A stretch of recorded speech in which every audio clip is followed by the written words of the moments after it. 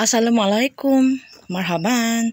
This is OFW Forever Love. Our lesson for today is about question and answer portion naman tayo. Ayan. Ang ating unang talakayin ay about how.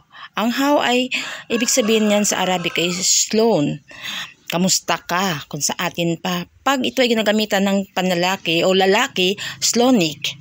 Or babae, slonich.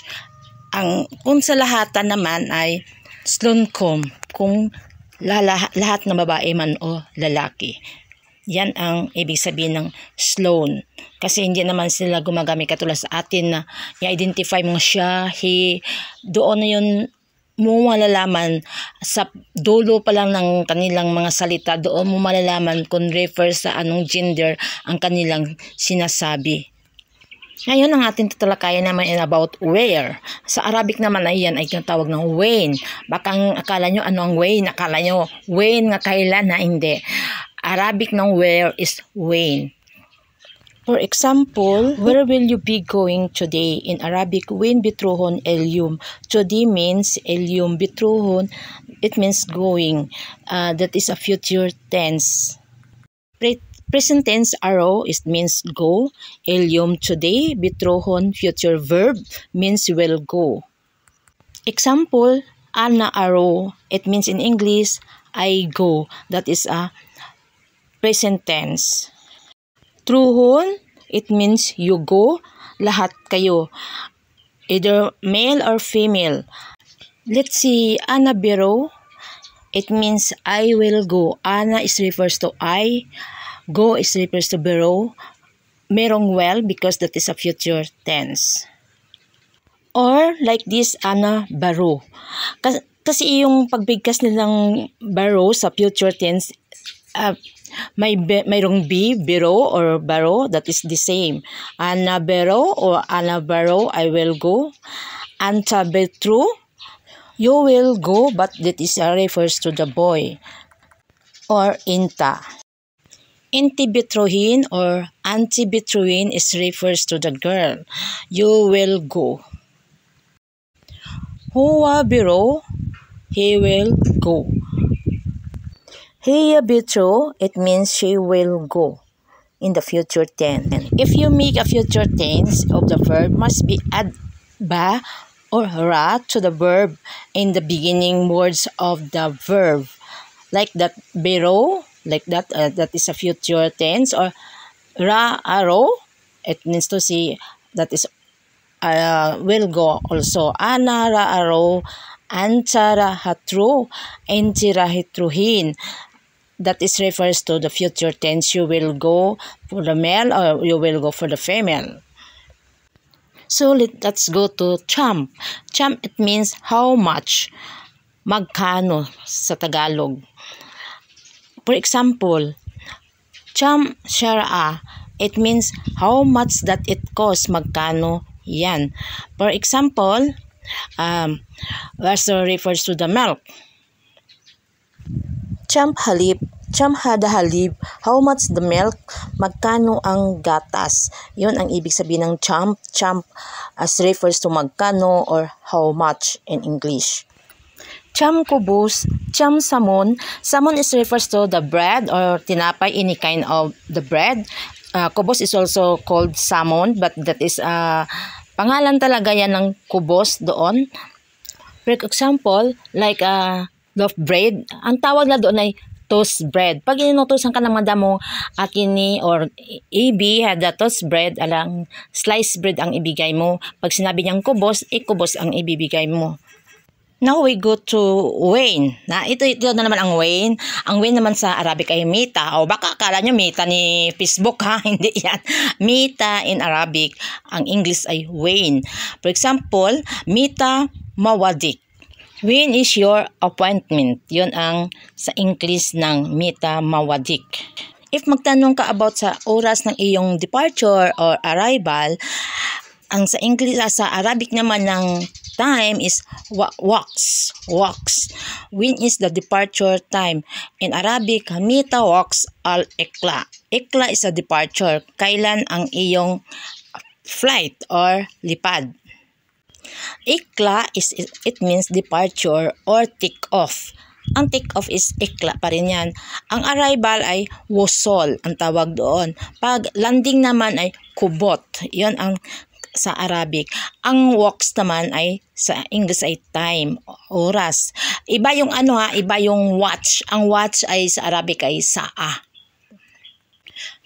Take off and departure is the same in Arabic, that is ikla.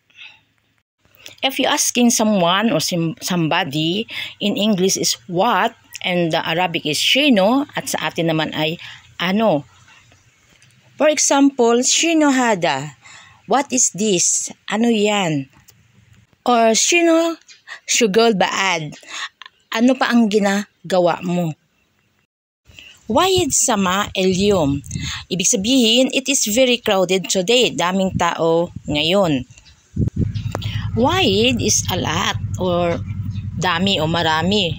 Yan ang ibig sabihin ng wayid. Shwaya, a little, konti lang. Swaya, give me swaya. Bigyan mo ko ng konti lang. Another example ng shino tabi, is tabi. Ayan, kung i-shortcut mo na, kunin mo yung shino, is tabi. That is the same, what do you want? Yun sa Tagalog, ano ang gusto mo? Shino tabi is refers to the male and the shino tabin is refers to the female. So, ang shino, kasi meron tayong salitang sino. Iba yung sa ating salita nga sino. Iyon ay shino. Yan. Yan ay refers to what. What do you want? Ano ang gusto mo? In classic Arabic, tabi is orido. Orido, want. And the other words is abi in classic Arabic is refers to baba or the father in the classic Arabic, but in Kuwait, abi is also want. In their polite expression, law samat is refers to place or paki. Pag sila ay humihingi ng favor. Like for example, law samat Sloan Aro Madinat El Kuwait. Ibig sabihin, how to go to Kuwait City. Ang Tagalog, paano pupunta ng Kuwait City? Yun ang papatulong ka doon sa kanila kung saan ang direction. Kasi sa mga baguhan, simple din natin alam ang area nila, ang kanilang street. So, kailangan natin na may guide tayo. Kaya ito, pag malaman ninyo ito, so alam na ninyo kung paano kayo makipag-usap sa mga Arabo. Sometimes doon na mga signboard ay nakasulat doon ng Arabic. Kaya dapat malaman ninyo kung anong mga sulat ng Arabic, mga alphabet ng Arabic. Ito, babalik naman tayo sa Sloan, but itong Sloan how pa rin ito, pero kanina yung Sloan na tinuturo ko sa inyo is about sa pangangamusta. Ito naman ay papaano tayo magtatanong kung paano tayo makapunta sa isang lugar. Kaya yun, city is called a Madinat. El is refers to two in English. Sloan Ro El Jamia. Ibig sabihin, how to go to supermarket or grocery. Paano pupunta sa grocery. Supermarket or grocery in Arabic is called Jamia. Sloan Aro Belbet. How I go to our house. Paano ako makakauwi sa bahay natin. For being polite use, please, gumagamit din sila ng please in English, but in Arabic is law samat.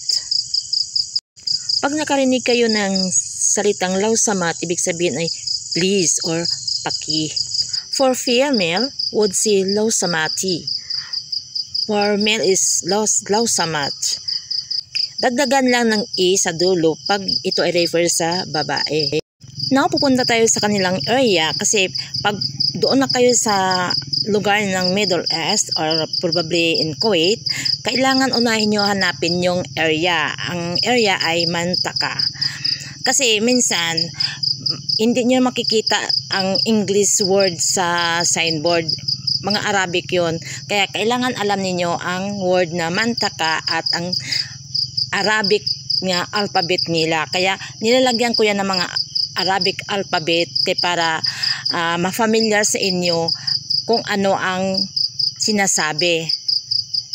Pag doon na kayo sa area, hanapin naman ninyo ang black, ang straight. Ang black sa Arabic ay kataa. Ang straight ay sharaa, house, manzil, floor, door, apartment, shaqqa. Let's see kung day off naman ninyo, yan magtanong kayo sa Arabic ay when araw, where do I go? Yan, para maintindihan kayo ng kung sinong ibang lahi ang inyong pinagtatanungan. Kung nakasakay ka naman sa taxi, ang driver magtatanong sa inyo kung saan ang direksyon mo. Pa-right ka ba? That is Yemen in Arabic. O pakaliwa ka? That is Yesar. At sida o alatol pag diretso. If sometimes somebody asking, where do they go? Saan ang punta nyo? You will say like this, Yemen, or ito ay pa-right, and then Yesar, at ito ay pakaliwa, or Sida, or Alatol, pag ito ay diretso. Yan ang mga direction doon. Kailangan remember nyo talaga itong direction para hindi kayo mauto na mga taxi driver doon kasi alam ninyo katulad ito makikita nyo ang traffic light. Yan ay ishara ang sa Arabic. Yan minsan ang ilalagay nila kasi nga word ishara, sometimes may sinusulat din silang English word. So kung pabalik ikaw, U-turn, sabihan mo ang driver na leave warja or fork. Ibig sabihin kung saan ikaw pupunta o babalik ka ba sa baba o pabalik ka sa taas. Yun ang ibig sabihin ng fork or tahat kasi mag-U-turn ka. For example, mayroong sa right or sa left, yung left abi pababa, ang right pataas. Kaya yun, ang pataas fork, ang pababa ay tahat. Pag may nakita ka nga round ball, yan ang tawag doon ay dawar. Ang round ball sa Arabic ay dawar. Or lahat na pabilog, dawar pa rin yan. So dito naman tayo sa isang question na less. Less ay ibig sabihin niyan ay why. Lis mafi ahad fi al mat'am. Mafi ahad. Ahad is refers to the person. Why is there is nobody in the restaurant? Bakit walang tao sa restaurant? Ang mat'am ay ibig sabihin niyan ay restaurant. Ang ahad, person. Ang lis, why. Mafi, nobody o wala. Yan. Hanggang dito lang muna. Sa next nating topic ay tuturuan ko kayo about sa alphabet ng Arabic para hindi kayo malito sa mga sinusulat ko dito. Pero may part 2 ito ang ating asking question kasi hindi pa tayo tapos. And thank you for watching.